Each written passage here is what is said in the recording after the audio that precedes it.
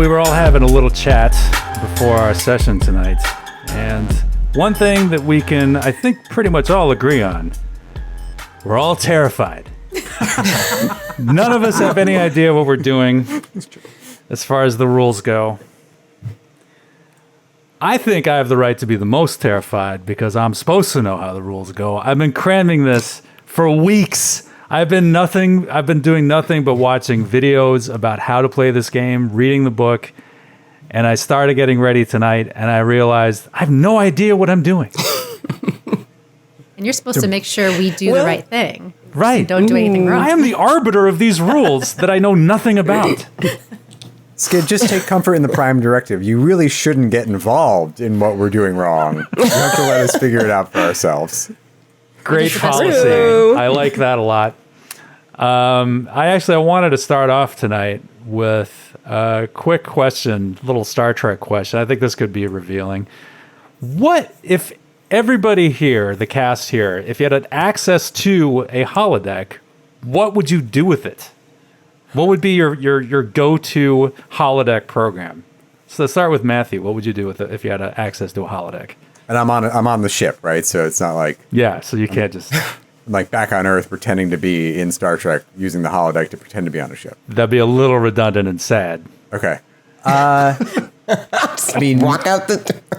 Me, like a simulation of your own job, like while you're at your job. That's I hilarious. just really want to get to know this warp core. No, me, Matthew. I feel like I would. I mean, like the first thing that came to mind, and your cup really inspired it, Skid. Is like I would like to be there for, the 1986 World Series. Like, wow, that would be fun, right? Like to get to see the Mets win one in my lifetime. Hasn't happened yet. I got to see the Twins win in '87 at the World Series, and it was great. You were there? Yeah. Okay. Eric, would you do that again? I didn't mean to steal the camera. Let me game? tell you about my family trip to the Metrodome. I'd also see the original production of Follies on Broadway. There you go. Wow, that's a good one. Oh, man. I've been thinking about it. Do you know this woman named Leah Brahms? Yes. I'd probably Dr. Leah concoct Brahms? this whole romance thing. Well, it would start as like a analysis of how to do my job, and then it would turn into this creepy romance. That's what I think. No, I would program in Norman Jewison's Jesus Christ Superstar down to the letter, and then I would insert myself into each of the parts as needed. And just do this bizarre solo embarrassing karaoke thing that no one could ever watch, but that I would just be there for 100% in the moment. Wow. Yeah. It's you saying that reminds me because watching what we were watching, Samantha and I were watching the episode where they introduced Barkley. Oh yeah. Reginald Barkley, and he's basically on the holodeck beating up and having affairs with other members of his own crew. That's in his holodeck programs. And Samantha's watching this, is like, can anybody just walk in while he's doing this? And it was like, no, I don't think so. And then they do.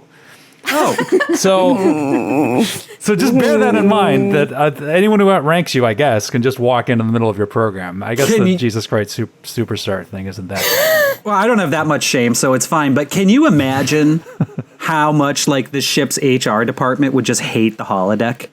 Just for reasons like that. God. Just any number of reasons. You're technically at work. You know what I mean? It's a real gray area.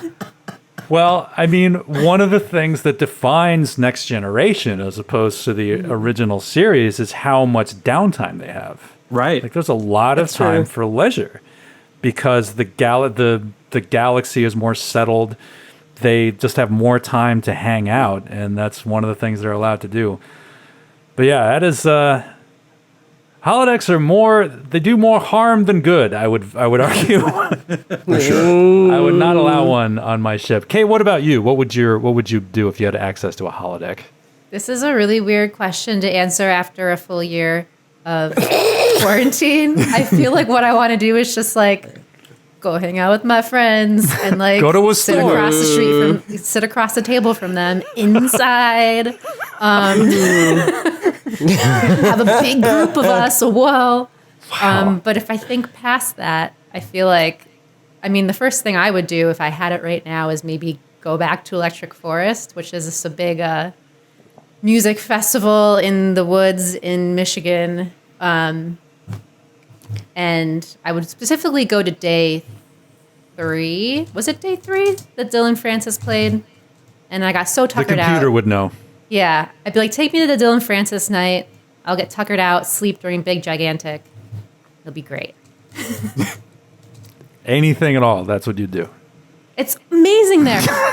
You walk through the woods and there's like lasers in the trees. They have these people that they hire, these actors. I called them NPCs the whole time because they're like actors, but they like dress up as like weird aliens and only click at you, or like weird tree people. Like they all have a theme and they all just mess with you. Okay. People messing with you that look like aliens. All right, I can see While the there's appeal. lasers. Oh, the lasers too. Okay. Don't forget the lasers. Don't want to discount the laser element. Yeah. Okay, all right. That's fine. Alicia, what about you? I bet you have a great answer to this question.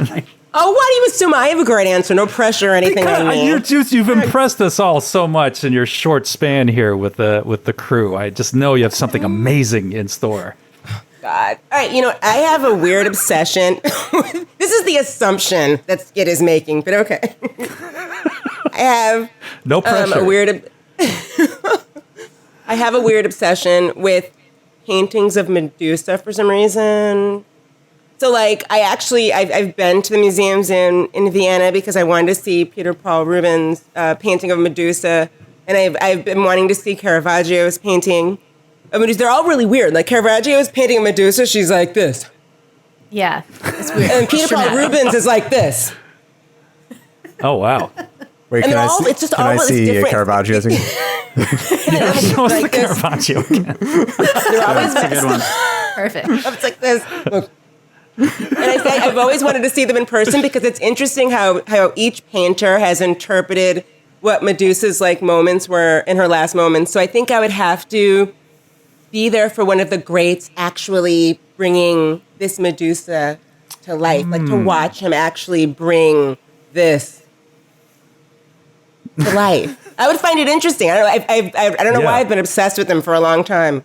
Just to get a look at the model while that's happening would be interesting enough. I didn't even think of that. There was probably a live model. You could be the model. Yeah, if you you could wanted be the to, model. you could You insert could do yourself that into face. the You're program. You're like, get Pretty this, get this. exciting. You ready? Yeah. Oh, Matthew might be the model. Arf is in there already. When you enter the program, he's just already in there, dressed in a cloak. Not so dressed in a cloak, as the case may be. That's what Arf does in the holodeck. He makes himself the model for various important Earth paintings of That's a great idea. the 19th and 18th centuries. Great idea. We know I that love the that. masters are programmed into the holodeck-based programming because Janeway's always hanging out with Leonardo, right? Yeah. Yeah, from I didn't Ninja even Turtles. think of that. That's who I'd hang out with. It's radical. But I really want to hear from our producer, Grant, who's done such an amazing job for us. Grant, do you have an answer for this question? What would you do? Thank you for asking, Captain. After completing an intense regimen, I would begin the preparations for and defeat my opponent Worf in Suvbat Leth, trial by combat. That would require a lot of hours in the holodeck training. Yes. Luckily, I can modify the relative strength and combat awareness of Worf Yeah. to the point where I could win. That's what I Are you like going about to it. replicate yourself a working arm before you do that? Maybe. I was in physical therapy today, and I was surrounded by lovely people, but septuagenarians at the minimum. I was the only one sub 70 something, and as the young physical therapist was moving my arm well past where I've moved it in the past month, I began to have a deep desire for the medical bay and Yeah, see, that's an emergency medical hologram. Your injury, your catastrophic injury, gone in minutes. minutes. Yeah. They can even bring you back from the dead in the future, Grant. They can, under certain circumstances, they can. But I enjoy Although not in every Depending. circumstance, No, not like in that every episode I made Matthew watch. Yes, it Skin of evil. was very No, important. well, that one either, but yeah. It was very important for the story that medical technology be very good, but not quite that good. up to a point. Right.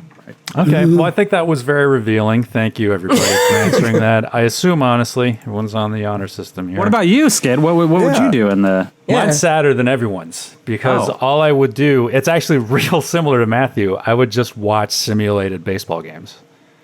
That's all I would do.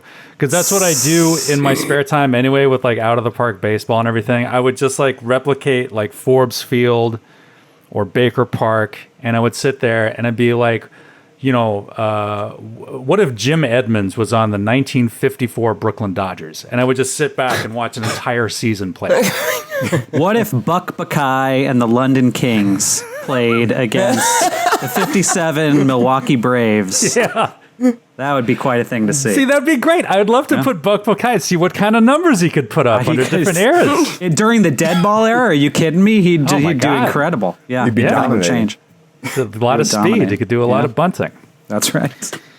All these baseball fans, I kind of like it. But the Yankees, my team, so I'm the evil empire. So Okay. Romulan. You're sorry, right. but that is the Remans of the New York universe. yep, it's Okay, well, Remans.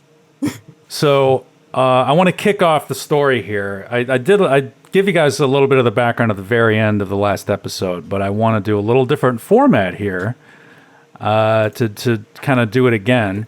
And I want to introduce yourself. I want to introduce you guys to the two characters that I've made up, because none of you are the captain of the ship, which is not ideal, but there are systems to account for that. None of you are even the first officer of the ship. Still, again, not ideal. So I have the two characters that I've made are the captain and his first officer. If somebody else like comes up, if there's an office that needs to be filled, we'll work together to create someone to be in that role, like a chief security or whatever. If it comes up, we'll do that. But these are the two that I have ready. But to start, we see the USS Brackett flying through space, rainbow-colored star trails flying by in the background. And we hear the voice. Captain's log, stardate 48773.2. Captain Richard Swirsky commanding. We are 17 light years out of Narendra Station en route to the Orgun system, well within the boundaries of the Shackleton Expanse. We have been dispatched to determine the fate of the SS Tesla, a civilian science vessel which went missing 6 weeks ago while cataloging anomalies in a particularly unstable region of the Expanse. 18 hours ago, we picked up a plasma trail, likely from a damaged ship. The Orgun system contains 2 Class M planets, both with pre-warp civilizations that fall under the protection of the Prime Directive. Orgun II is dominated by a primitive civilization, equivalent in technology to medieval Earth. The inhabitants call themselves the Slethar, and are reputed to be an exceptionally violent and warlike people. Orgun III's residents call themselves the Lormians, a mammalian species resembling humanoid lemurs with a peaceful society under a single world government. Their technology is equivalent to mid-21st century Earth, just pre-warp, but still covered by the Prime Directive. The plasma trail leads directly to Orgun III. The Brackett has recently been recrewed, primarily with inexperienced junior staff and officers, as the Admiralty turns its attention toward the looming threats in the Bajor sector. I will be relying closely on my command crew, though I have every confidence that all the people under my command are fully capable and will prove themselves worthy of the uniform we all wear. All right. So you guys are now closing in on the Orgun sector. Quick trivia question. Does anyone know the significance of the Narendra of the Narendra name in Star Trek lore?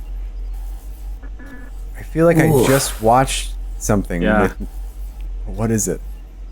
It was named after a location of great significance in Star Trek lore. Narendra. Narendra. You know what? I'll just tell you. Tell us. We are failing. Why don't you just tell us the lore? Why don't you just tell us the answer to this question? Narendra Station, probably someone's answered in chat by now, but the Narendra Station was in the episode Yesterday's Enterprise. Yes. Oh, very good. That was the battle where the Enterprise C was defending the Klingon outpost. It was the Narendra outpost that was being defended against the Romulans in defense of the Klingons. And it was That ended up because the Enterprise C sacrificed themselves, the Klingons maintained the peace with the Federation, right? Yes. Okay. It led to a to-date lasting peace with the Klingon Empire. So yeah. So Now I know the you name. guys are closing on this system. So what are you all doing while this is going on? You guys know kind of what your assignment is. What are you up to? Are we on the bridge right now? Just sort of, we're all there on the bridge, or? Well, you guys, I mean, you have like a few days as you're working your way towards this place. So what, like in the time leading up to it, like how are you spending your time? I would say Meba's probably trying to research both of these civilizations as much as she can. Okay, very good. Very good. Anybody else? You mentioned that the ship's been recrewed recently. How recent is that? This is so at Narendra Station. I think it's Starbase 264. You guys took on. This is a brand new ship. So it was operating with a skeleton crew once it left from the San Francisco shipyards on Earth, and a lot of those were experienced personnel. But those all got shifted out. And so you guys have all been waiting there to crew this new starship. And it's a little weird because like you're all this is an odd group. I mean, To say the least. to say the least. Who are you calling odd? It's just unusual that there's a Romulan, a Ferengi, and a guy from Schenectady. Human. All hanging out here together. This is Not unusual. Schenectady. So I'm thinking that my thinking was that that Matthew's character has been. I think that you met the rest of these people for the first time at Narendra. You've been a member of Captain Swirsky's crew for a while. Like you're one of his trusted sort of command crew that he mentions. Got it. And I think that because we kind of talked about this a little bit after the last session, but I think that you are probably the third officer on this ship. I mean, I ended up being comparatively highly ranked because of, I think I randomly rolled veteran. So now, yeah, that makes sense. I mean, like Data was the lieutenant commander and he was the second officer. So Yeah, and there's some precedent too because Scotty, the Lieutenant Commander Scott, in the original series was the chief engineer and also the third officer who did take command like in a few episodes. yeah, that's true. So there's a little bit of that. So the rest of you, so Meba and sorry, Alicia, what's your character's name again? Taka. It's Taka. So you guys grew up together. You guys have known each other basically your whole lives. Mm-hmm. And Alicia, you did something wonderful, which you sent me a little kind of breakdown of your notes about your character before. It was like it's great. It was a GM's dream. Yeah, it's a little breakdown on Sutaka because she is a little complicated. She's Romulan, but her mother was a Vulcan, so she didn't get the forehead ridges, and it's really because I'm terrible with prosthetics, and if she was fully Romulan, I would never be able to do the forehead correctly, so I was like, she has to be. But also, it gave me the opportunity to develop the perfect story for her mother, working as a dancer on Ryza, and her father sees her, he saw her on the pole. She was dancing to the hypnotic chords of a Falebagella. And he fell in love, and love sort of changed his path, and he became an operative for the Federation, and that's where he decided to raise his family. So even though Sutaka grew up on the Starbase in the Federation, she still has this sort of connection and desire to connect with her Romulan background, basically. So there's this part of her that she loves being part of the Federation, but she also wants to restore honor to the Tutuk's name. Yeah. Okay. That's great. Somehow. That's very, very Star Trek. I was thinking like, this is such a weird group, but it's also, but there's the makings of a very odd, but somehow weirdly classic Trek story with your characters here. It's really cool. So, but yeah, you talked about how you and Miba, Kate's Ferengi character, were very close growing up, even though you're so different. Like, you don't see eye to eye on basically anything, but you have this one shared experience being outsiders, being raised in a Starfleet environment that kind of drew you together. I think that's really interesting. It's like one of those Dodo videos where it's like, here's a red panda who's friends with a Canadian goose or whatever. Like, that's just immediately compelling. So cute. I'm definitely the goose. Yeah, you guys can pick. Well, I think since Sutaka only knows Miba, if they were both on the bridge and they were new on the ship, she's gonna. Oh, wait, how long has this crew? They've been together for a few weeks, right? Yeah. Well, they're closing in. Yeah, probably like 3 weeks. Like this ship has only been fully crewed for like 3 weeks. Okay. And Arf Lexel is our lieutenant commander. Mm-hmm. Okay. So Sutaka is going to just, I guess, lean over to Miba and say, so what do you think of Fred? The human that was the popsicle, right? Fred, the human. I don't know yet. I don't understand. Well, I don't understand his customs. I need to talk to him a bit more. I'm not sure. He's really weird. Humans are such unattractive species, aren't they? They're so ugly. Oh my god. I mean, we were very lucky that we were not born human. Absolutely. I mean, I'm proud to be Ferengi. I know I left because females don't have it good there right now, but I plan to go back when the tides change. So. Have you ever been to Ferenginar? Have you ever been there? Yeah. I was born there. But I grew up on a starship because, I don't know if you know this, but females don't wear clothes, first of all. It's true. We're pretty much baby makers. And my mom kind of wanted more for me. There are shifts happening governmentally right now, but it's still not the place you want to be if you want to be someone, and also female. But yeah, that human is so ugly. It's very difficult to look at them. Yeah, thank God they're not naked. I think this is great. Me and her are definitely kikiing in the corner. So this is like on Narendra, like you guys are kind of at orientation, just sitting in the corner, kibitzing and vomiting.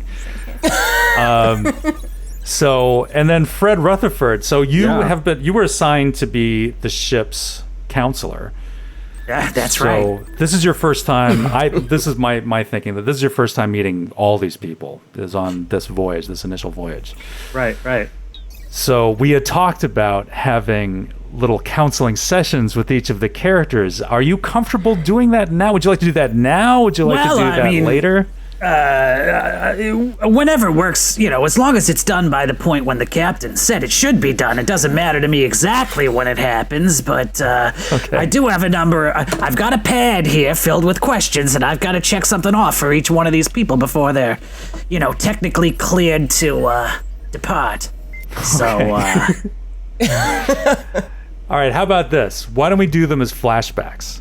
Okay. If there's a point in the story where you think you want to get something out or it would be useful, just say, like, I want to do my therapy session now, and we'll flash back to you having your counseling session on board I the like Brackett. it. Right, and that could be anyone could call for that. It doesn't need to be me, right? No, anybody can do it. Anybody. Okay. Yeah. Very good. Very good. I mean, we'll have a lot to pull from because Arf had on his previous assignment, he had 3 times a week standing appointments with the ship's counselor, and that's something he feels he would need to continue performing at his best. Okay. it's worth pointing out there is a couple of files of additional notes on Arf's personnel file, specifically from his former counselor, so I'm not necessarily going into his situation blind. Okay. I made sure to get all my records transferred over so there would be no lapse in treatment. And a disturbing number of smiley emojis, however, in his report. So, seems like he's going to be a cheerful sort of guy. Which is good. The future's perfect. Why wouldn't you be cheerful, am I right? How are you doing, Fred? That's maybe how one of their counseling session goes. Yeah, I'm well, just imagining. Yeah, we can get there when we get there, I suppose. Get there when we You get know, there. honestly, I've never really thought about it before. How am I doing? Who watches The Watchmen? So the only people that I've come up with so far is your captain, Captain Swirsky. Right. Who seems like a pretty nice guy. He seems like a pretty good captain. It's kind of hard to get a feel for him. And then his first officer is actually an Aurelian, named Commander Cathixum. Did anybody know what Aurelians? Anybody familiar with Aurelians? No. They're actually, I believe they were introduced in the Star Trek animated series. Okay. Oh, with the And- Cations? Are they the three-armed guys, or the one with the arm in the middle of his chest? No, they basically look like Big Bird. They're all like really tall yellow birds with Awesome. arms and wings. They can fly, and they're Wow. full Federation members. But this is the kind of thing that they couldn't do on the actual shows. They couldn't do it on the original series or anything because the prosthetics and everything is beyond the budget. Something that's the kind of thing they would do in the animated series is kind of flesh out the universe with some of this weird stuff so far. So yeah, this is probably your first time like meeting an Aurelian, like this guy on the ship. This is your first officer. Says Commander You may refer to me as Commander My friends call me Kafix. Are we your What do your friends? friends Do we call you again? Can Commander? you say that one more time? How do they... Kafix. Friends call me Kafix. But I like to maintain a formal atmosphere on board the bridge, so you will be referring to me as Commander All right. And I want to mention too, we have a rulebook giveaway. I completely forgot about this, but Modifius has again provided us with some incredible stuff to give away. PDFs, hard copies to people in the chat. Brennan, under the official account, is, I'm sure, doing an amazing job facilitating that, so you can enter on that and win some of these books. The art alone is worth it. It's just incredible stuff, and I've been loving the game. What little I understand of it. Clarification, So- Captain. No, Yes. no hardcovers available. Only No digital. hard covers available. Well, you know what However, that they means? are available. What does that mean? That means anyone in the world can win them. So That's no matter where right. you are, That's right. No matter where you are in the Federation or beyond, you can win one of these copies of this fabulous book. But you have to be an M-class planet, that's all. You have to be. We cannot deliver to any non-M class systems. Okay, so. Okay. Oh, man. Okay. I've been stalling because I don't know what I'm doing. So I'm trying to stall as much as I can. But that time is over. Let's actually do some things. Okay. All right. All right. All right. Actually, yes. Oh, go ahead. No, please. Okay. Sutaka would like to approach Lieutenant Commander Lexo on the bridge and say, Sir, I need to speak to the high-ranking members of this crew for a little meeting whenever, at your earliest convenience. That's all. Oh, you want to speak to the senior staff? Is that what you want? Yes, that's We what I can want. do that. Is everything okay? Are you all right? Is anyone mistreating you? Are you experiencing any trouble in your workflow? Maybe we can work that out. I'd be happy to point you in any direction. Have you spoken to Fred Rutherford? He's great. I haven't spoken to Fred yet. Or maybe I have. I think I have an appointment with him next week.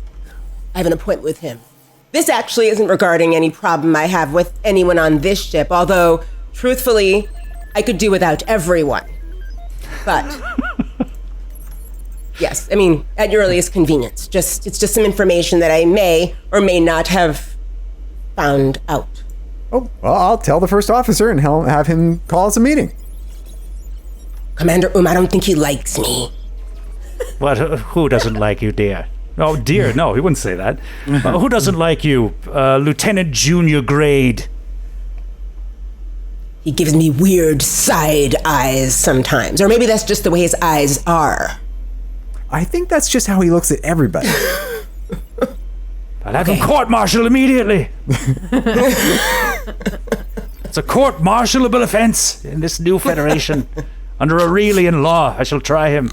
He's going to come after me. All right, so Arf will speak to Commander and relay Sutaka's request to have a meeting with the senior staff. There. Well, as you know, Lieutenant Commander, we are extremely busy right now, and as an Aurelian, I have certain other characteristics that are endemic to my species that I don't know about. So because of that, this will have to wait. Very well, sir. Thank you. I'll take it up with Lieutenant Sutaka. So then Arf will go back to Sutaka and report back. I can't do a meeting right now. We can get something on the books a couple weeks from now, but if you need to speak to anyone, it doesn't have to be me, but I'm there for you. Always there for you if that's what you need. Very well. That's fine. I'll go find the replicator. All right. I'm just feeling a little hungry, that's all. I'm always hungry. You needed to call the whole senior staff to a meeting because you're hungry? Oh. You could have just gone to the replicator. No. I have information. I think I might have information. I mean, maybe I'll speak to, do we say Fred or do we say Lieutenant Fred? That's up to, what do you go by, Fred? Just call me Dr. Fred, I think is probably the right answer. Counselor Dr. Fred, Dr. Fred. Okay. Yeah. Maybe I I'll didn't talk do to Dr. 7 Fred. years at Starfleet Medical for nothing. But don't expect me to know 7 years. anything about physical medicine. Fred, do you go in full uniform or do you have a more casual attitude like certain other Starfleet counselors? It's interesting that you asked that question because Fred is wearing the blue Starfleet standard uniform, but over that Starfleet standard uniform, he is wearing an orange cardigan sweater with big wooden buttons in front of it, right on top of the costume. And I must say, you look at if you're looking, viewers at home, when you look at the material, it looks like a lot of clothes in the 24th century, like it was purchased at a surplus upholstery store. But the patterns, a very subtle pattern. There's a paisley, very popular in 1993, where we're from originally, so it reminds me of home. So an orange paisley patterned, replicated knit cardigan sweater on top of my Starfleet uniform. Truth be told, the relaxed uniform standards of a ship's counselor was one of the primary appeals of the job. All right. Well, that answers my question. Yes. So you guys are pulling into orbit around Orgun III. Okay. So I would like to be piloting. Okay, you're at the con. Okay. Yes, I'm at the con, and I would like to be basically. Sutaka turns to Commander Lexo and says, "Permission to approach orbit, sir." Oh, that. Thank you for asking me permission. I really appreciate it. I'm just going to refer you directly to the captain, and I'm going to head down to main engineering unless anybody needs anything else. Anybody need a refreshment? I'd be happy to have that ready for you. Anybody? No. Cool. No refreshments. Heading down to engineering, going into the turbo lift. I'll be get me on the communicator. Okay. So Bye, Captain Swirsky waves goodbye. Says, "Sorry, Lieutenant. What was your question?" Me? Yeah. I'm sorry, Yes. Captain. You. Sorry. Permission to pull into orbit. Oh, yeah. Permission granted, of course. Thank you for asking. Very polite. So you pull into orbit around Orgun III, and you guys have already, your Commander Lexel's staff has already reoriented the deflector dish to kind of mask your presence in orbit from this pre-warp but still like pretty technologically advanced society. Great job, gang. That was awesome. Great work on the deflector dish. Everyone's doing a great job. Sir, if I may, we aren't using cloaking technology, are we?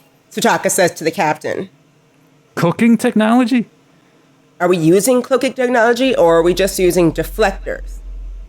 Oh, deflector. Oh, sorry. I thought you were talking about lunch. Oh, No, it's no, okay. I no. didn't We're mean to just wake you up. using cloaking technology. No. This is not cloaking.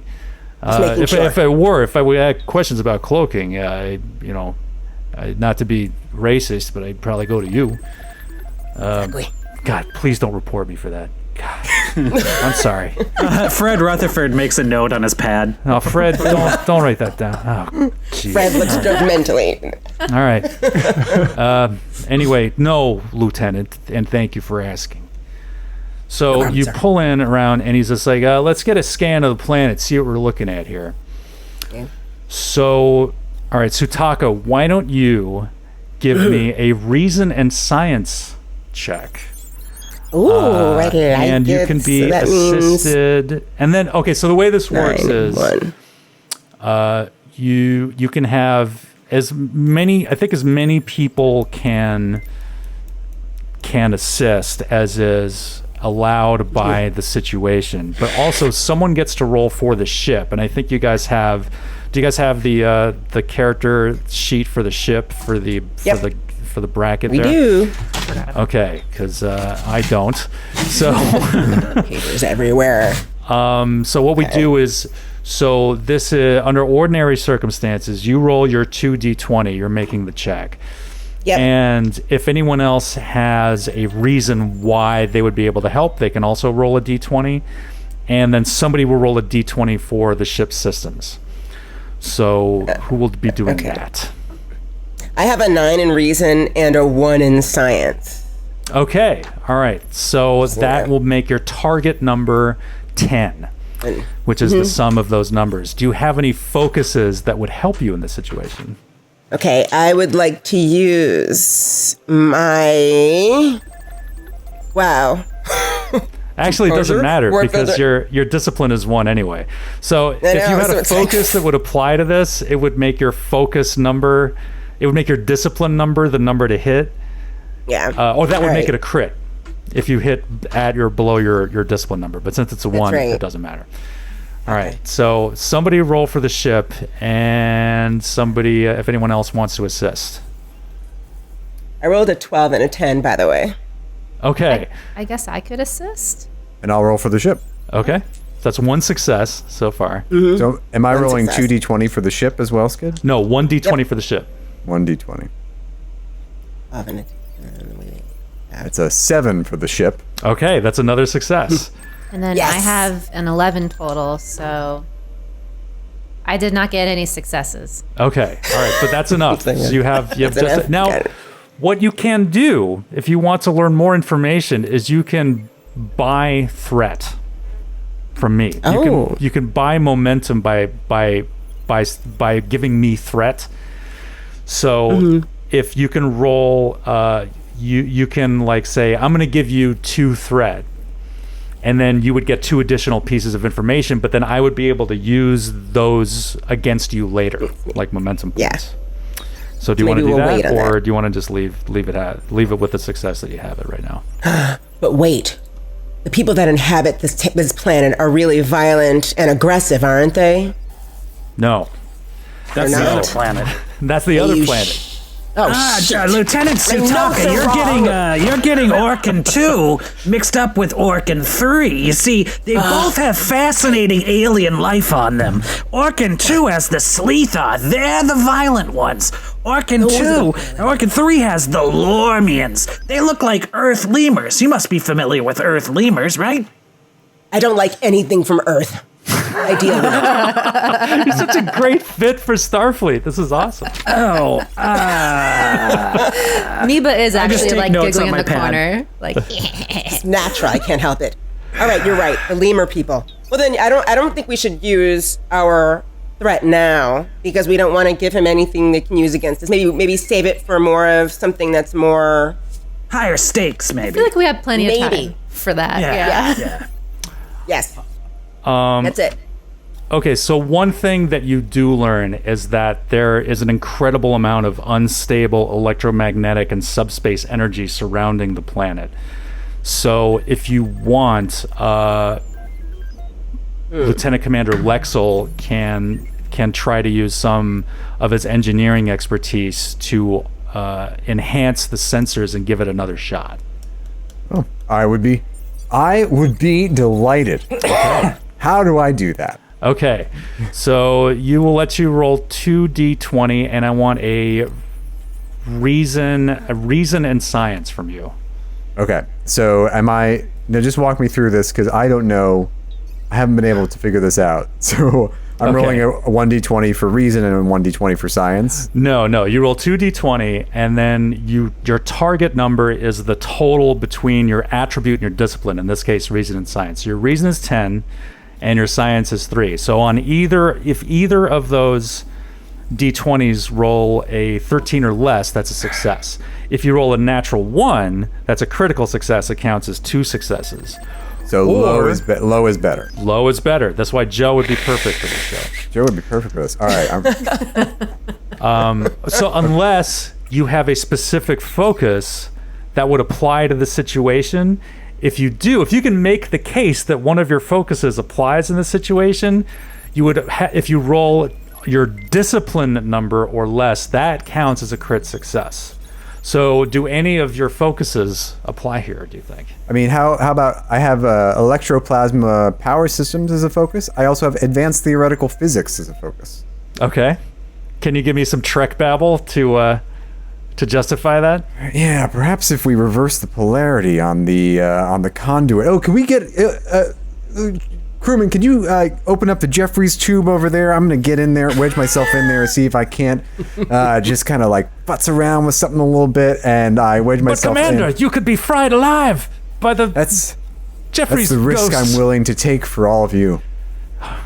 He's so brave.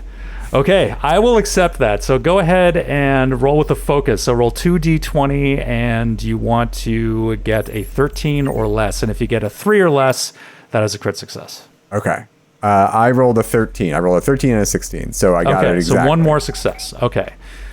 So with that, Lexel, you do your little tweaks to the system, and you're able to get a little bit more information. I wedge myself into the Jeffries. Arf is he's a Boolean. He enjoys sampling the cuisines of the galaxy.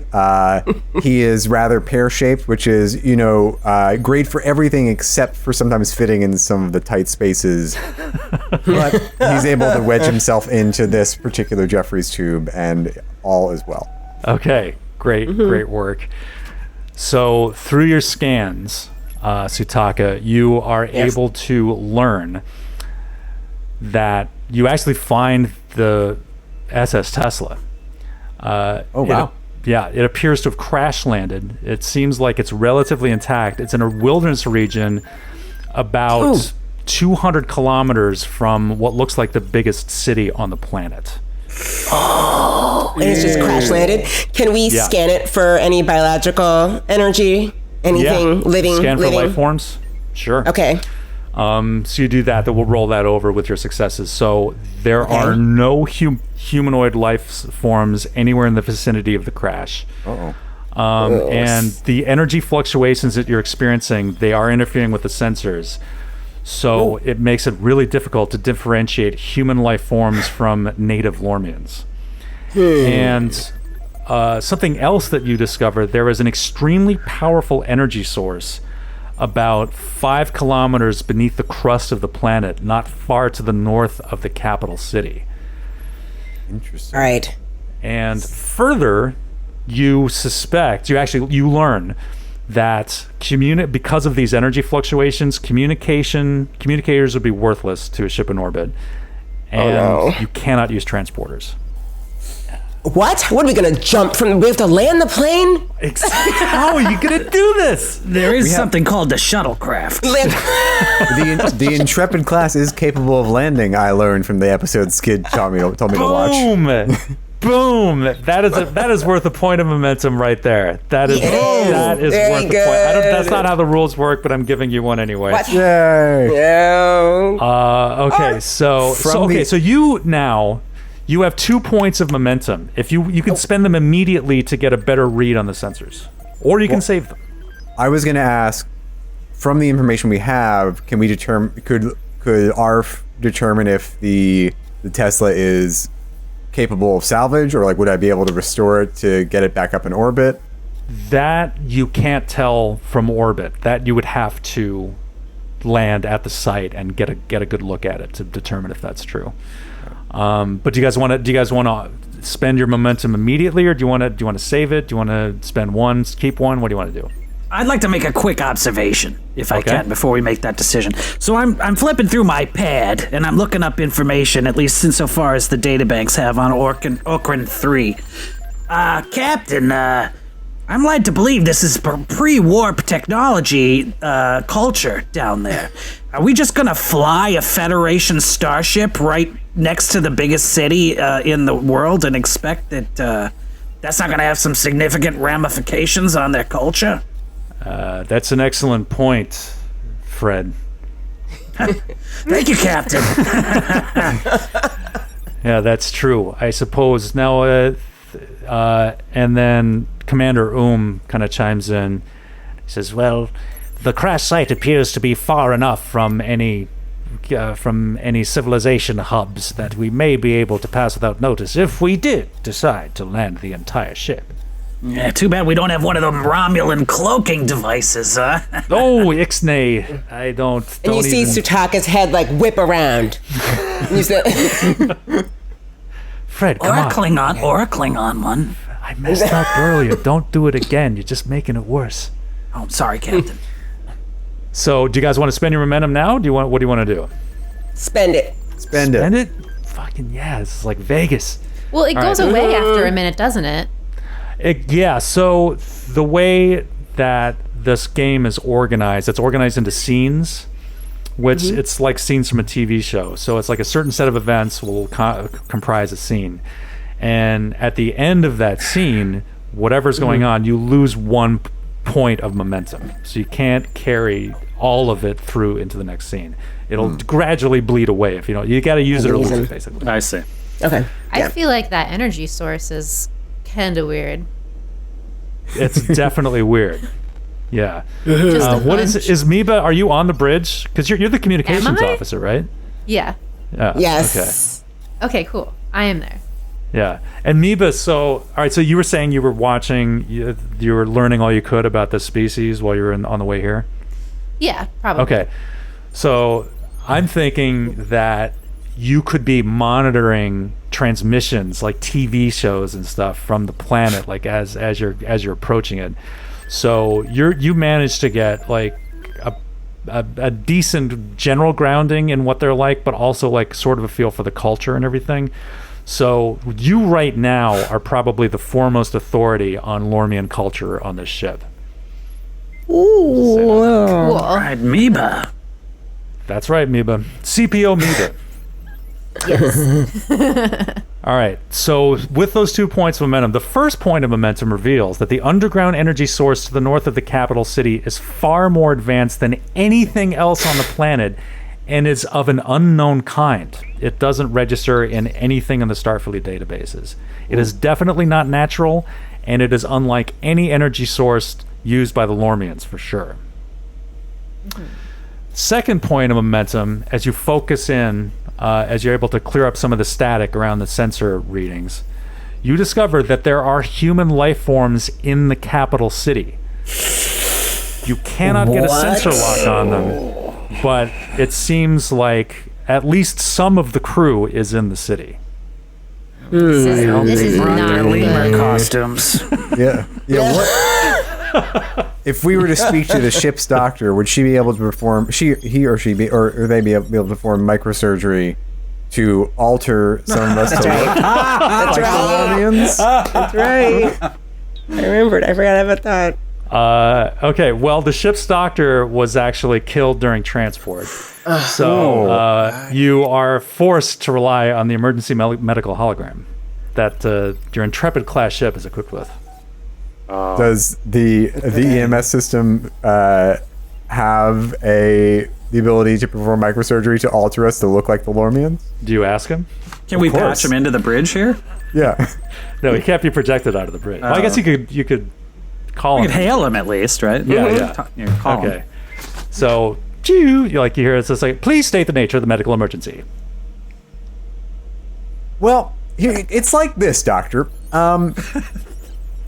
Apparently the crew of the Tesla is in the capital city of the Lormians, their pre-warp society, prime directive and all that. Can you perform the necessary surgeries to make one or more of us look like a Lormian? Why are you bothering me with this? I'm a doctor, not a makeup artist. Do you have any actual emergencies that I can tend to? I guess not. I'm always so intimidated by the EMS programs. Why is he such a dick? I don't get it. It's just a question. It does lack a certain human touch. It was a shame. Your doctor died. Like, he had a heart attack and died, like, while you're under the That air. was sad. I hate it when that happens. You had I've a been big- talking to big his funeral. widow and children all week. It's a sad story. Wait a minute. Most of my We don't- we time have the since I came technology. on board. Don't we have the technology to reanimate his corpse? Well, the doctor could have done it, but EMH unfortunately EMH. lacks the ability to do that. Real Yeah, shame. he He's the one guy that you couldn't afford to lose in that situation. too bad. But at least the ship's mental health is in Great, good great hands. condition. Fred Rutherford's hands. Arf will tap his communicator down from main engineering and say, Captain, Lieutenant Commander Lexel here. I'd love to get a look at the Tesla and see if it'd be salvageable. If we can, maybe I could repair it and we'd be able to just fly it out of there. And maybe there's a possibility of using the underground energy source to repair the ship.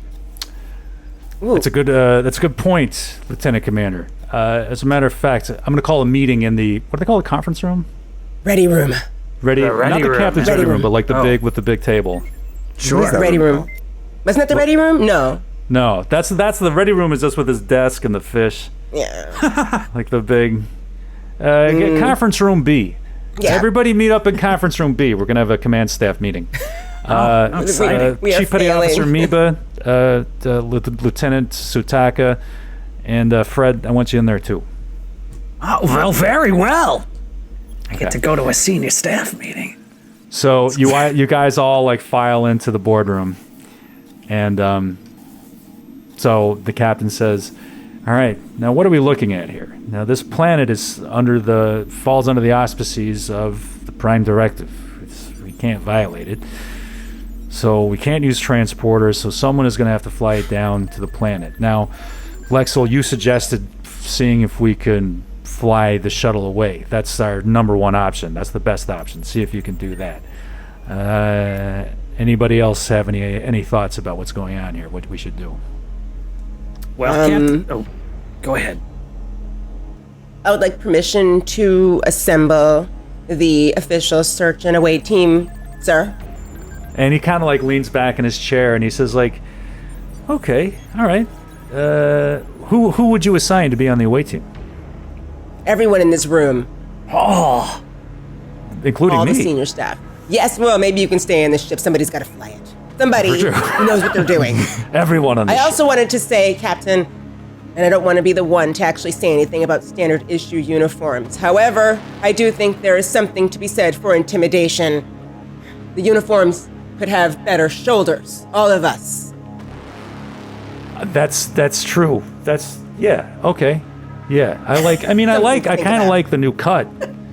Of the new, that's actually, it's kind of funny because we were talking about watching like season 2 and 3 of The Next Generation. And season 3, they introduced the good new uniforms with the zipper in the back, like this one. But they still have all the old pajama uniforms.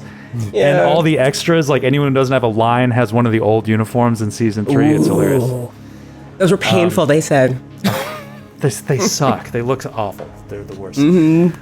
It's just like, okay, all right, so we will set that aside for later, the uniform thing. Oh, and by the way, I also want to point out that Alicia, in 2371, at this star date, yes. Alicia is the only one out of those of us who wear costumes who has the correct communicator style.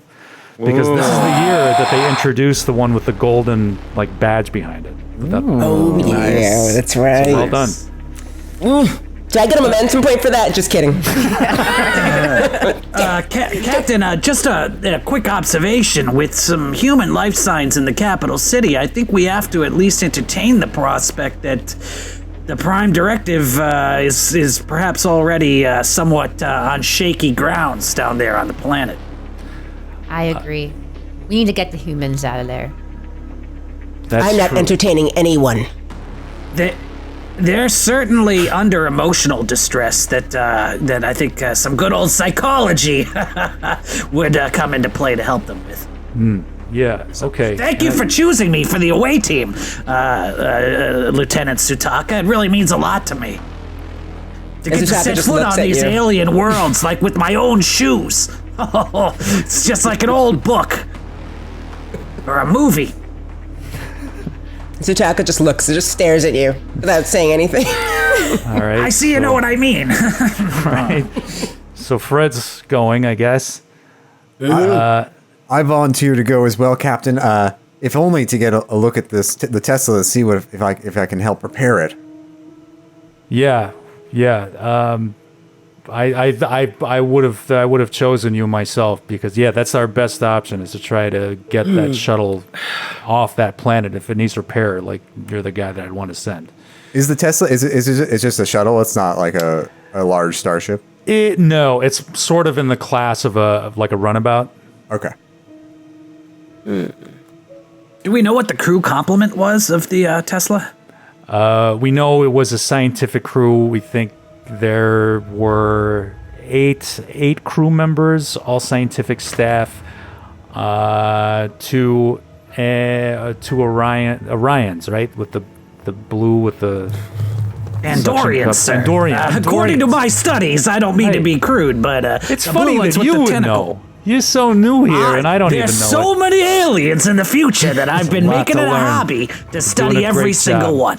Doing a great Did you know job, that Fred. a Ferengi woman's ears are slightly smaller than a Ferengi man's? I did not know that. Well, okay. I didn't either. I am right here.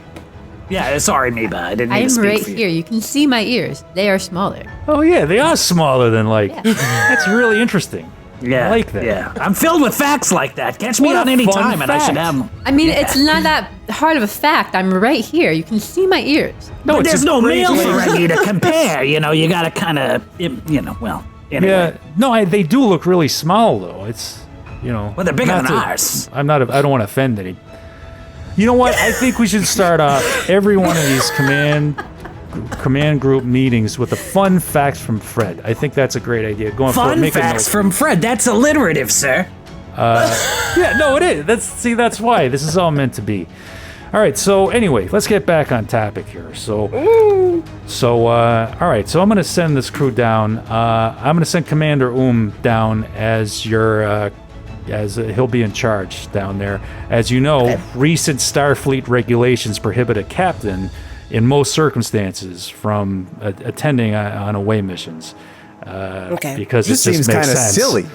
It's Why just would a stupid. captain go on all of the away missions? I know. It's just like, why would you put your entire command crew at risk every time you go to these new dangerous planets? It's like, it's The only insane. thing sillier than that would be sending the captain and the first officer and the ship's doctor all in one away team. Right.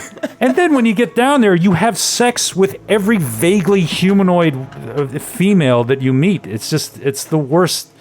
Anyway, we don't do that anymore. Not for a long time. Things are very different. This is the new Starfleet. Just want to make that clear.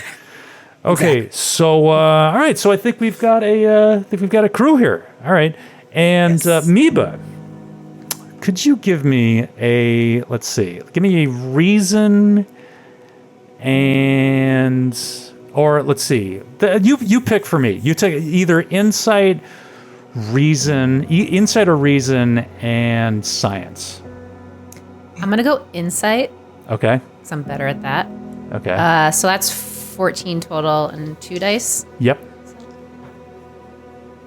1 success. Okay.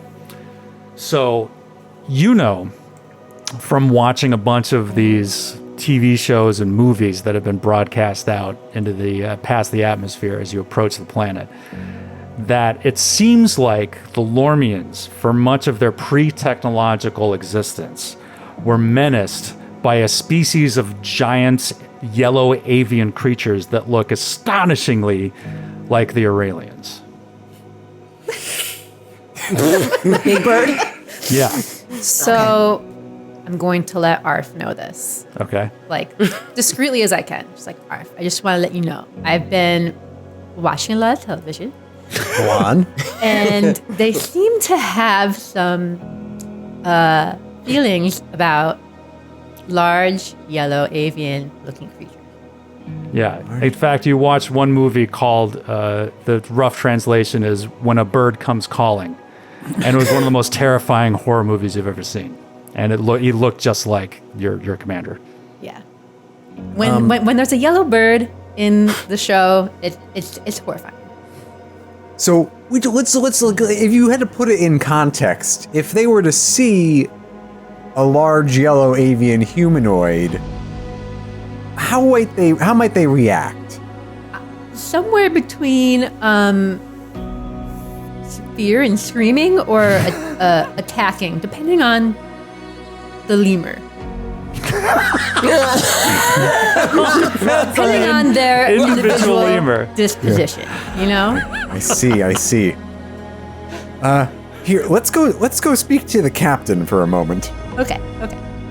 And so Arf will bring Meba to the captain and say, I think Chief Meba has something you should hear, sir. Chief Meba. Yes. So yeah, as you know, I've been watching a lot of television shows, researching the Larmians, and they really don't like large yellow avian creatures. Oh. They have a species on that planet that tormented them. So all of the pop culture surrounding it is either horror or they're murdering them. Wow. Gosh. Under the circumstances, I'm glad you told me, but this also would have made an amazing fun fact for the beginning of our next meeting. I'll Next take a time. note, sir. Yeah. Yeah, but take a note. We'll repeat it next time. If we get a new doctor, you can tell him. Okay, so Commander, so interesting. So Commander may not be the best choice to lead this away mission or even accompany it. Is that what you're seeing? I don't feel like it's my place to make that decision, Wow. but here are the circumstances. It's not that we're endorsing their fear of yellow avian creatures. You have to understand. But I just want to take it into account, sir. And Commander pipes up and he says, Captain, under the circumstances, I think the chief is correct. I should not accompany the crew. This is going to be a delicate situation, and I don't want to upset any delicate Lemurian sensibilities. It's like, okay, all right, well, that's settled. So, all right, so we'll send, here we go. So we'll send Fred, right? Because we need someone to Yes, sir. kind of like, Yes, sir. yeah, I think your expertise might come in handy. Might be some kind of negotiations going on there. Chief, you seem to know the most about these guys, so I'm going to go ahead and recommend that you go. Sutaka, obviously, I Yes, think sir. you've expressed a great deal of interest in this, and you're the best pilot we got. We got a pilot down, so I gotta get you to handle that. And I hate to be without my chief engineer, but Arf, I think got to put you in charge as my third officer. I think you're going to be in charge of this away mission. You got to repair that shuttlecraft if you can. Oh, Arf is strangely touched by this. He's like, "Thank you, Captain. Okay. I won't let you down." No, you never have. We've been friends for years, I think. So you've never let me down in the past. But there's a first time for everything. So, I see weird stuff in Starfleet. So I don't know. I'm just blabbing.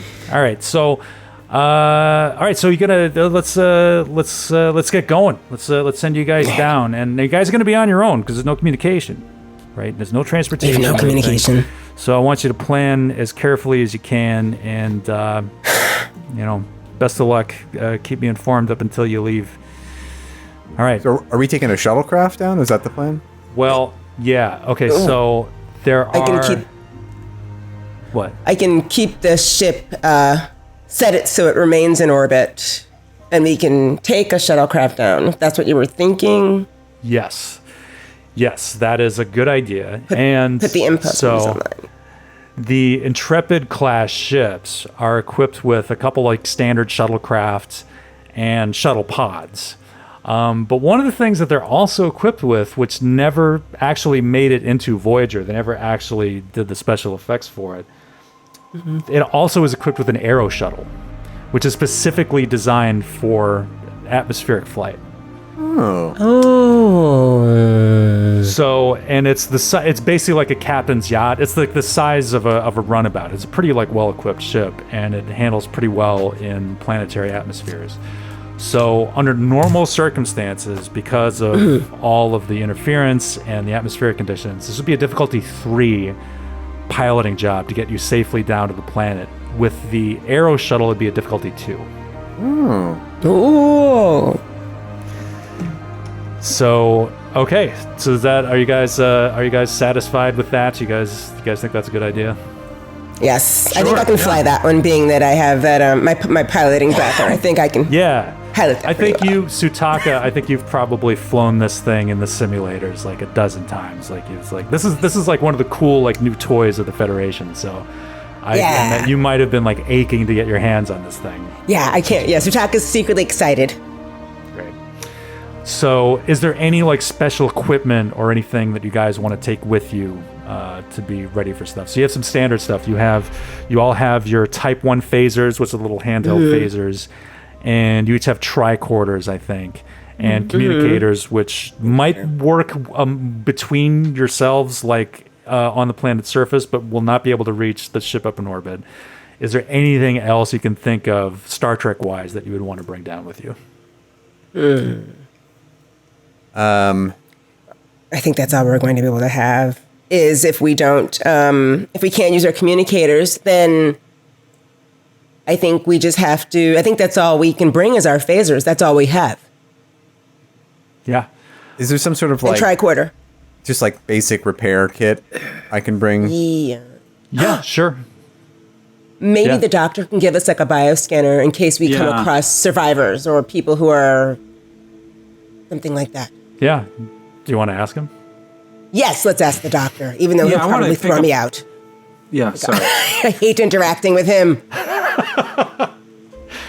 Please state the nature of the medical emergency. Doctor, we would like to bring with us a bioscan or something like that while we land on the planet, just in case we come across survivors of some sort. Are you referring to a medical tricorder? Yes, exactly. Something like that. Exactly. I wasn't aware that any of the away team had significant medical training. If they did, I'm surprised that I was summoned in the first place. No. I think Fred may, do not get, swayed by the mullet. He does know a lot more than he appears. He doesn't have a mullet. Yes, his hair is unusual. Well, I will say that I tend to use the medical tricorders here in sickbay. But I suppose I can requisition one, if you promise you'll bring it back in good working order. I promise I will tell Fred not to do anything to it. I will bring it right to him, sir. Okay, and he goes in a drawer and like hands you a medical tricorder. Says, "Please tell Fred that I need it back." Does she And make he, that like- face? And she puts it in her pocket, like, definitely. And he like, boom, he vanishes. Okay, so you have a medical tricorder, you have a repair kit. Anything else you can think of? I have a question. So Okay. I wonder if Miba knows like what language they speak down there, and if we would need a universal translator, maybe. You were actually able to synchronize the universal translator software as you were kind of absorbing these transmissions. So your standard translators should work. It's one of the things about Star Trek that's just kind of like when they need people to like speak a different language, it's like they speak in like Klingon. Like we wrote the Common. language, so like they're speaking the language. But then in every other circumstance, they sound and look like they're speaking English. Their mouths are making the same. They should look like they're saying something else. I guess it's really advanced software. But yes, the universal translating software should work. Okay. Cool. Warp reality itself, that universal translator. It's true. Incredibly powerful. Okay. So you guys all pile into the Aero shuttle. And why don't... Okay, so Sutaka is piloting. Shotgun. Yes. Shotgun. Of course. I wouldn't have it any other way. Okay, so Chief Miba, are you at Ops then? Yes. Okay, great. All right, so, and if you look, if the model, actually I have the model here. So, on the Intrepid class, I hope you can barely kind of see the outline on this, but the Aero shuttle is embedded into the base of the disc. So it's kind of like slots into there. So you guys like all pile into the shuttle. You have all of your equipment and everything, and it's just like being docking clamps released.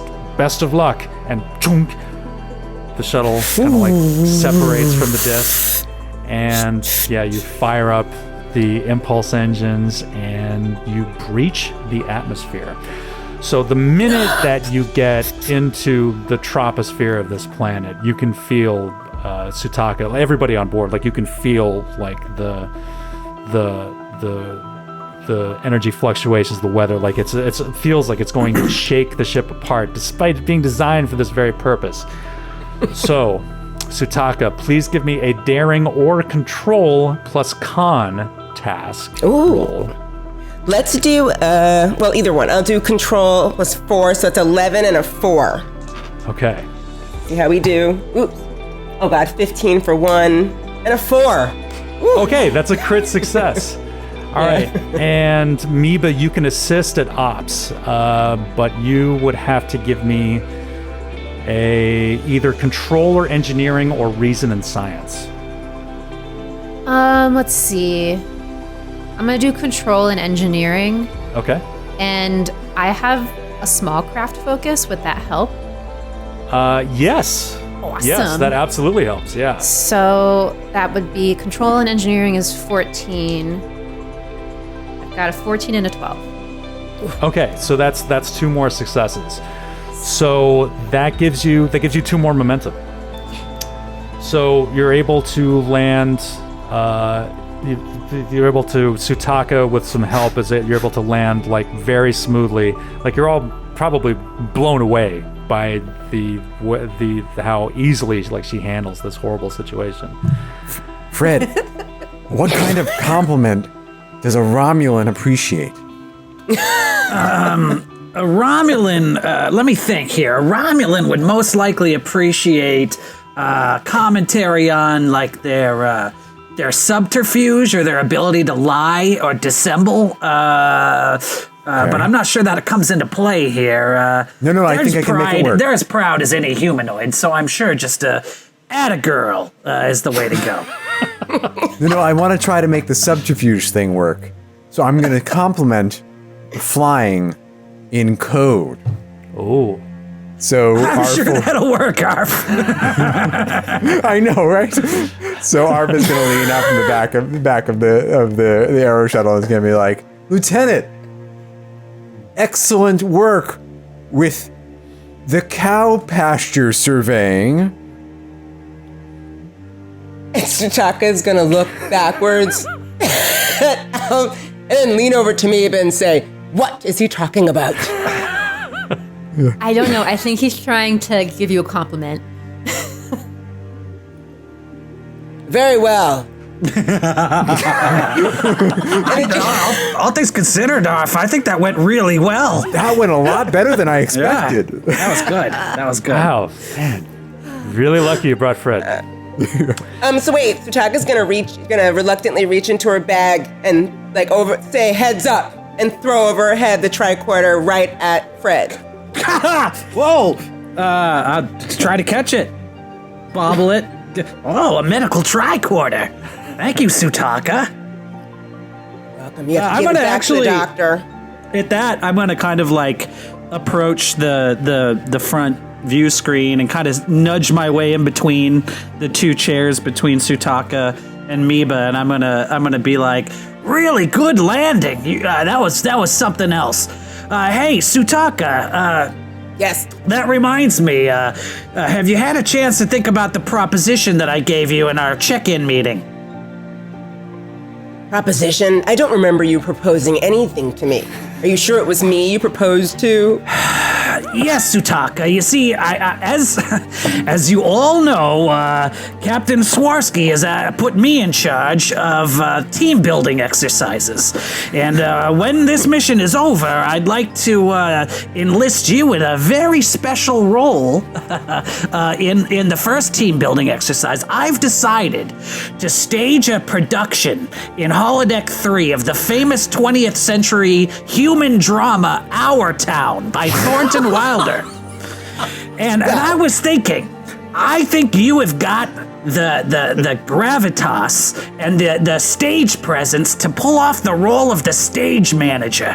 What do you think? It's kind of the narrator of the whole thing. The production falls apart without it. It's critical that someone who's cool under pressure can take on this part.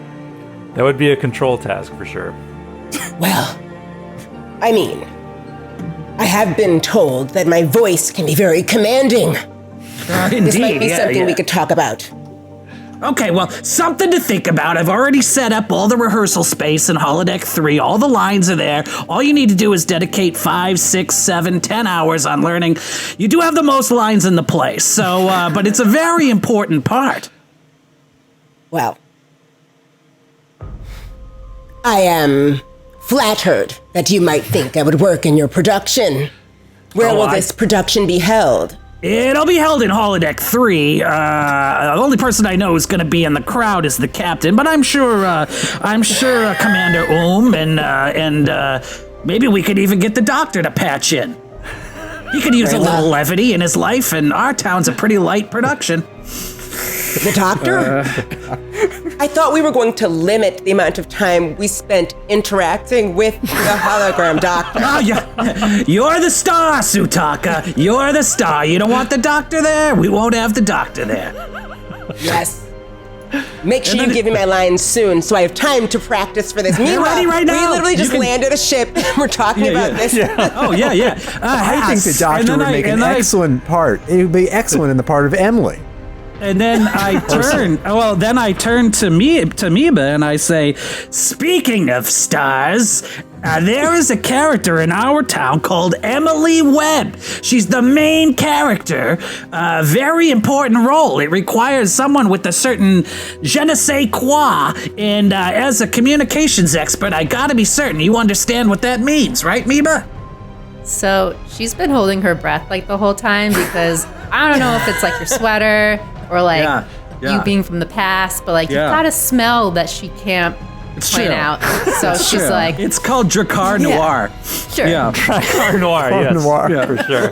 1993. Program the replicator to provide it. That's exactly right. Oh, man. Well, something to think about, and it's an important part. We see Emily as a child, and then she goes and she tries, she gets married. We see the growth of this person, and you strike me as someone who's on the beginning of a growth journey of your own, and I just think it fits hand in glove to be one of our stars. so like the production of this, like how many runs are we doing? Like How much am I making an hour? Do I get paid I mean, for it will my be months of practicing work, my lines? and we will only do it once for really the captain's making me do it. But I'm excited. I used to be a theater director back before the big freeze, and there's nothing to worry about. I've run this production with 8th graders, 9th graders, middle schoolers can handle it. I'm sure maybe you'll do great. All right. Well, I'll send you my invoice, and you let me know how that's going to work. Because this seems like a large investment for just one time. Let me talk to the captain, and I'll get back to you on any kind of remuneration. Should have probably. Captain's Just probably like Never going to hear from him again. And then I go and I just sit down right next to Arf, and I just don't say anything to Arf at all. That's what I thought. okay. Art just keeps glancing over to be like, Yep. you know, they said I had a voice for the ages at Starfleet Academy. Oh, Arf! I should have thought. We're doing a production of Our Town, a famous play from ancient Earth history, and I have got a part that I think will be perfect for you. Go on. Would you like to be in the play? I think I could squeeze it in. Excellent.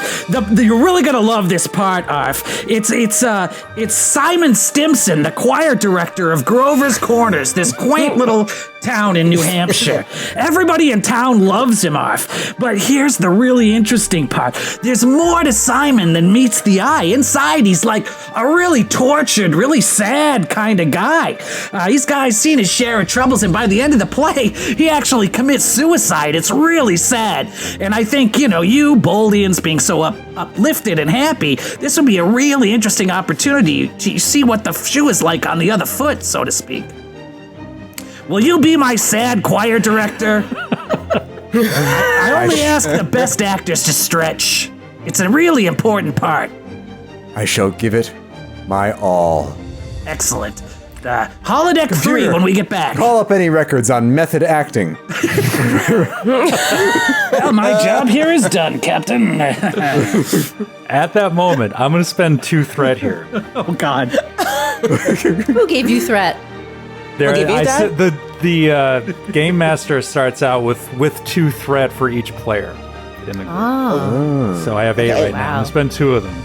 There is a sudden gust of subspace electroactivity that it makes you thought you were going in for a smooth land. You can see the craft crashed down there on the ground, but all of a sudden the controls, the displays go crazy. Give me a daring and con task. Okay, an 11 and a 4. Come on, baby. Now I got a 9 and a 20.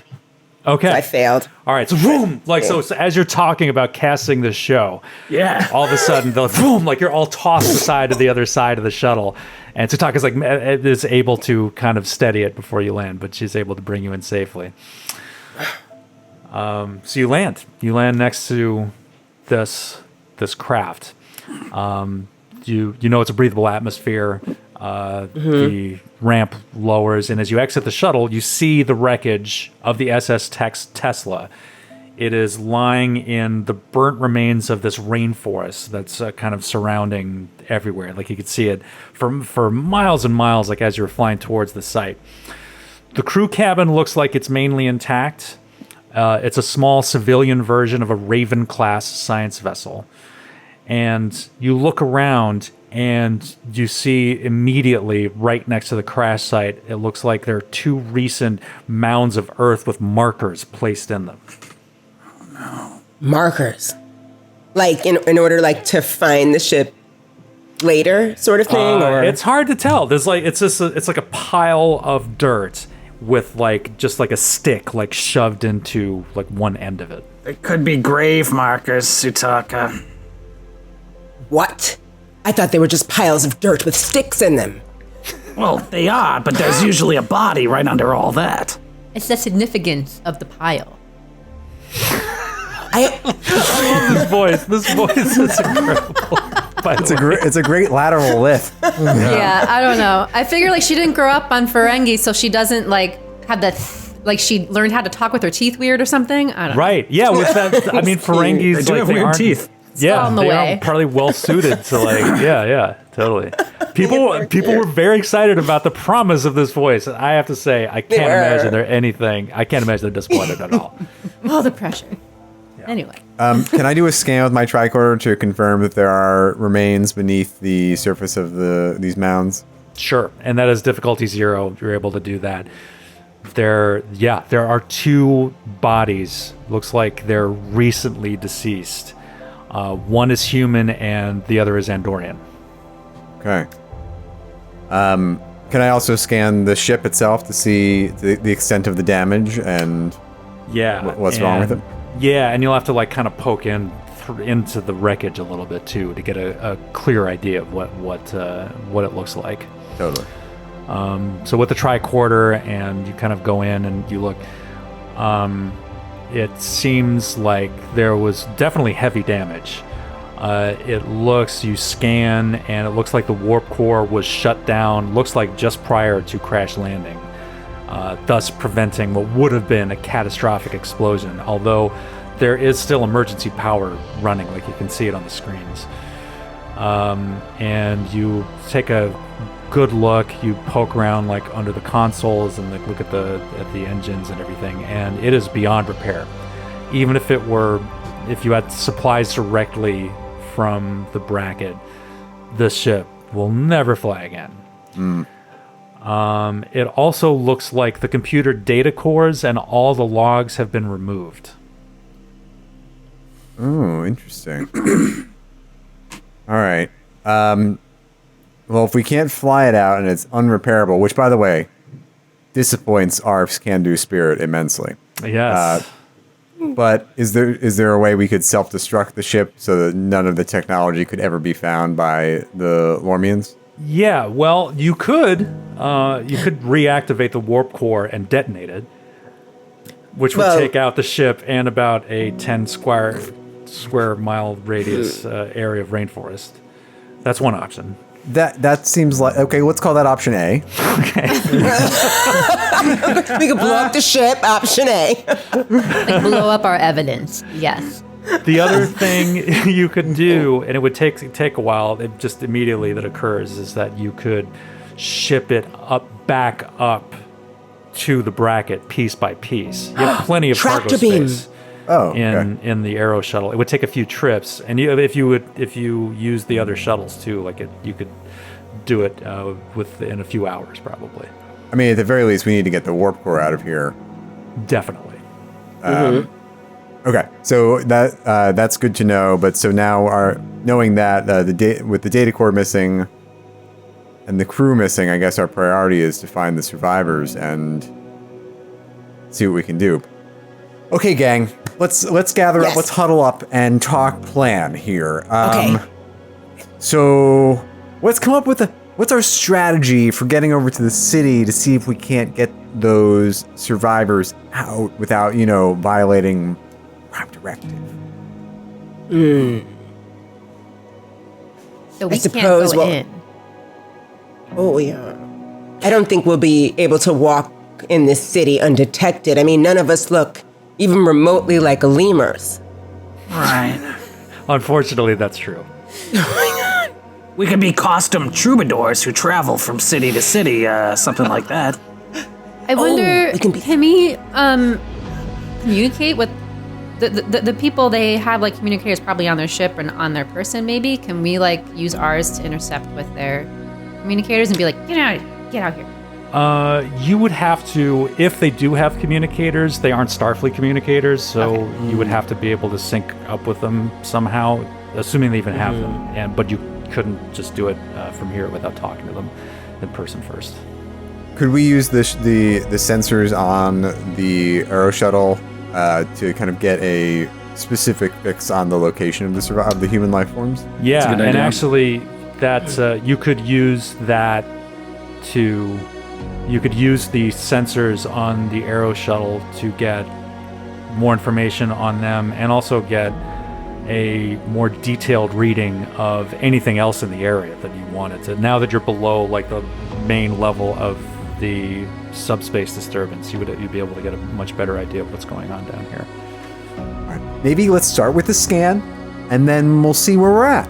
I definitely am interested in that subterranean power because that probably created some super bugs that are delicious. So, if we could check that out for that purpose. I'd be down for some Sutaka's looking at me, grub. but like, what? Girl, you know, I love bugs. And I haven't had a really good bug since I've been on Ferengi. I'm gonna find a good bug. I know it grosses you out. Just let me live. Replicated bugs just aren't the same, They're are not they? the same. It's not the same. They're not the same. You know what? Do you eat them Yeah. raw or do you saute them? I mean, the Ferengi ones you can eat raw. They're delicious. Don't cook them. Well, of course, Ferengi grade bugs Earth ones are. don't even use. Like, you're gonna we dry don't them eat out, bugs use them on as Earth. jerky maybe, but like, No. You are all barbaric. I'll take that as a compliment. Thank you. All right. Hey, Meba, food for thought. In the future, see if the replicator databanks have something called a gummy worm. It's an ancient Earth tradition. It's a food. I think you might actually really like it. The humans eat gummy worms? When humans eat worms, that's almost always the kind they eat, I assure you. Okay, I'm trusting you. Okay. Aren't You should trust me. most- I'm the ship's counselor. Aren't most worms gummy? That's been my experience. I mean, some of them are slippery. We could probably talk about this later, honestly. It was just a spur of the moment kind of a... We are the worst. We're the worst crew ever. All right. It's such a disaster already. I didn't mean It's for that just to go that long. Don't dangle a cuisine-based roleplay in front of this group. Everyone's obsessed with food in this group. Every one of these characters is obsessed with food. All right, Arf will fire up the sensors on the Aero Shuttle and see what we can learn. Okay, so Okay. you start. Oh, does anyone else want to check out the Tesla, by the way? Yeah. Yeah. I feel like I do generally. I have an investigation focus, so I feel like I just have a general interest great. in just checking Okay. it out. That is awesome. So why don't you give me a task, give me a check. Let's call it reason and security. Reason and security. Okay, that's a 10. What's your security? 2. Okay, so 2 or less, it's a crit success. Oh, jeez. 9 and 5. Nice. Wow. Okay, so 2 successes. Okay. Yeah. So you're going through the ship and it occurs to you to search the crew quarters. And you go in there and it looks like everything has been removed.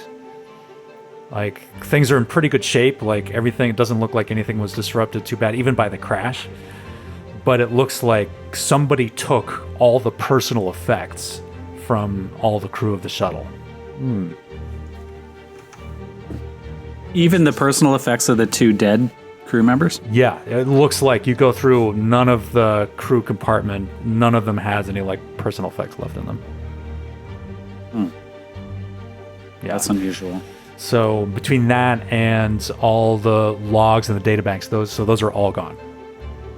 So Should we dig up the dead bodies or? Whoa, whoa, whoa. It's not I that love kind a of Starfleet. Romulan / Vulcan approach to things. It's so great. That's considered a desecration, most likely. In the Okay. All right.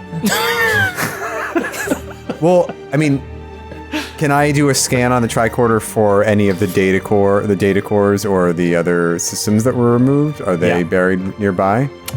You do that, and there's no trace of anything matching that description in the immediate area. Oh, this could be bad news, guys, because if the What is? Lormians got a hold of those data cores and that technology, she's gonna be kind of cranky. well, I'm wondering if bad- they took the personal affects also. Also bad. As Also bad. As I often say, bad news is just an opportunity to turn the corner toward better news ahead. So let's take that opportunity and turn the corner toward finding these people. Okay, what corner? It's a metaphorical corner, Meba. You made it sound like you knew the answer. Are you looking for the That's men's going to room? happen a lot. I'm a psychologist, but I'm not going to ever give an answer. It's a thing we do. They taught me that in the. It's been my experience that psychologists always do seem to have the answer, and yet I keep having to go back to them. And they don't ever tell you. They just make you figure it out. And it's Yeah. like, what do you reminds even me here of- for? It's not necessary to sign up for 3 check-ins a week. I was meaning to talk to you about that earlier, but I need to see the whole crew. You understand? Were we supposed to at some point be like, I want to do my flashback now? or Yeah, something? whatever. We could do that. Should we Anybody? do one? Yeah, sure. Do it. Let's do one. Well, do you want to do one, Kate, or should we do Matthew? No, Kate, you do yours. Kate? I guess I'll do mine. All right. So, it says here your name is Meba. You're from Ferengana? Yeah. And your Wait, role real here... quick. What does your office on the ship look like, Fred? Oh, great question. It's very upholstery heavy. There's lots of places to sit. There's like a fish tank built like a into the conversation wall. pit? Like Yeah, and on the wall next to the fish tank, there is at first what looks like a super like abstract art that almost looks like static or whatever. And when you come in at first, you look at it and he like looks at you and smiles. It's like, look at that long enough and you'll see a sailboat. It's like a magic eye is what they call it. Yeah. It's brand new when I went into the popsicle stand. that's malpractice for a therapist to have a magic eye painting in their office. Well, I'm not much of a therapist. So, Meba, according to your files here, you grew up. Tell me about your childhood. Let's start there. So she's got these earrings on her ears, and connecting it are like a couple nice silver looking chains. So when you ask that, she kind of like does that, like hands them or whatever. He makes a note in the pad. And I like therapy. I go to therapy. Like, therapists are great. I don't know why I'm reacting this way. Yeah. Anyway. So she says, I grew up very briefly on Ferengar. I didn't spend a ton of time there. My mom was very focused on getting me off the planet. She saw potential in me to do other things. She didn't want me to follow the steps that females usually take.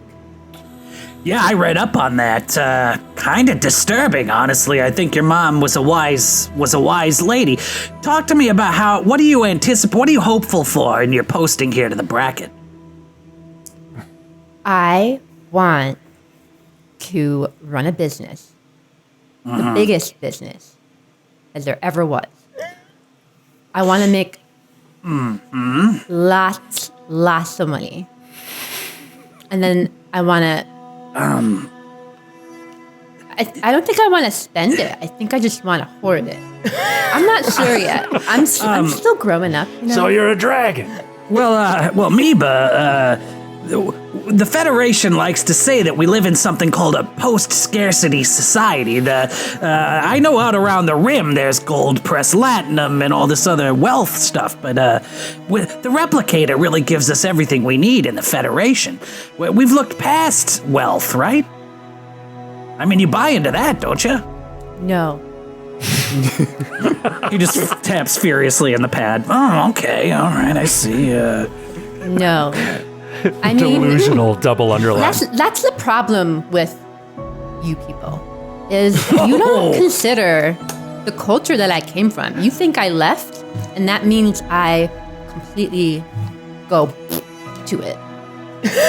Oh, well, Meba, I must And say I mean, there are parts that stuff. Like, I wish I could choose to not be a baby machine, but I can't right now. Maybe later. Well, you raised some interesting points. The Federation does sometimes make some broad assumptions that perhaps are not for the best. You know, I think, in the long run of things, the Federation's gonna learn as much from Meba as Meba's gonna learn from the Federation. What a great opportunity. Just be As sure, long as the Meba. opportunity is equally beneficial for both of us. Well, as your ship's counselor, I'll do everything in my power to make sure that happens, Meba. I didn't realize that in these sessions I was teaching you things. If that was the case, I feel like maybe I owed compensation. I thought that these sessions were for me. I'll tell for you what, my Meba. benefit. Right I feel after like I'm helping you. you are helping me. In fact, it's a two-way process. The whole crew helps each other. No. I'll tell you what, Meba. Okay. I think I've got everything I need here today. It's been a great I hope session. you just have everything you need that I gave you. I would say it's an exchange. And, I did not agree to an exchange. I agreed to a one-sided conversation. You make a compelling point. Here's what I want you to do. Doctor's orders. After this, find the nearest replicator and order yourself the biggest bowl of worms that you can, and that'll be the exchange. You get to have the biggest bowl of worms. Since Ferenginar and they're replicated worms, I understand there are problems, but that's all I can really exchange, other than wisdom, and you can't put a dollar value on that. Am I right? No, you Anyway, totally I'm can. right. I can itemize an invoice for you of everything that I provided for you today, and I expect some sort of payment plan or interest, or like Okay. if this happens again, this isn't going to happen again. It is going to happen again. In fact, I'm scheduling you from 2 days from now to come back for another session, which I see is fairly desperately needed. I'll see if we can square away the compensation issue by then, and we'll work through some of this stuff together. Oh, okay. Well, if there's compensation, then yeah. I'll see you next week. I'll see you tomorrow. No, 2 days from now. I've got 3 appointments with Lieutenant Arf between now and then, so my schedule's unfortunately booked. Very needy individual, that Bolian. He seeks affirmation, but, you know, we've all got our mountains to climb. Isn't that right, Meba? Yeah. I'm afraid your time's up, Meba.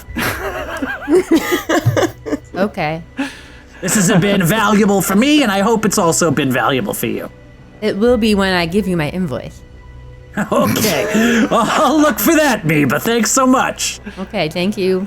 Okay, bye-bye. Bye.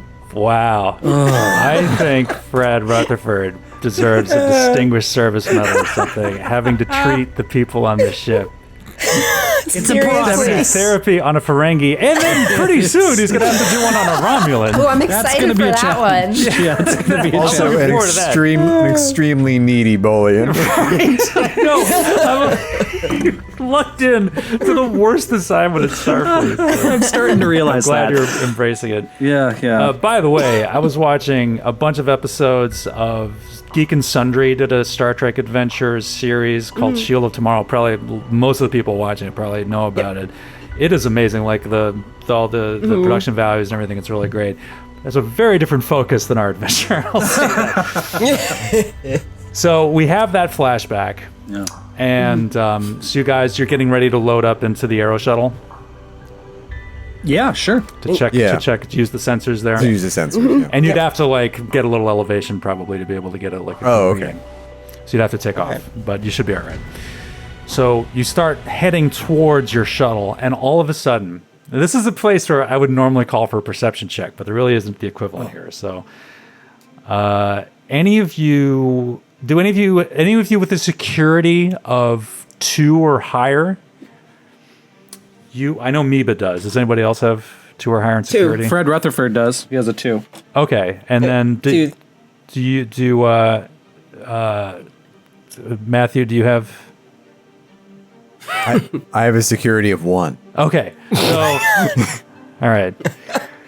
ARF is all about harmony and team cohesion so that we can work together to build a better galaxy. Okay, so everybody, ARF is oblivious, but the rest of you notice that the wind, like the weather, like settled down quite a bit. Like once you got to this, like close to the planet's surface, like it's not very windy or anything. But you all notice, the rest of you, the 3 of you, notice the wind like kick up, and it's kicking up these like clouds of ash in this the wreckage here. And in a moment, none of you can miss this this whirring sound as these flying aircraft like boom, like come over the tree line. like 6 of them. And they like hover around the crash site like mosquitoes. And they all like land around you and the Arrow shuttle. And out of them comes pouring these, each one of them holds like half a dozen humanoids, all bearing some kind of energy weapons, and they gracefully kind of like foom, foom, foom, like lope towards you, and they all like raise their weapons pointed at you threateningly. And one of them is like wearing what looks like some kind of a military uniform, and comes marching towards you with her hands behind her back. And she says, "I presume you are Starfleet. You will be coming with me. Give me your weapons." And we'll see you next time. Oh my God, no! See you next time. No! What do we do? I don't know. Are they Lormians, Skip? Or Skid, are they Lormians? They do appear to be Lormians, yes. Okay. They're either Lormians or really advanced Sephakas. There's some kind of prosimian, you can't tell, but they do have guns. Wow. Uh-oh. Can I pull her into a counseling session? We're going to have more counseling sessions after this. Thank you, everybody. Please, I hope whoever won the giveaway, congratulations. And we'll see you next time for the wrap-up of this incredibly insane adventure. Thank you very much.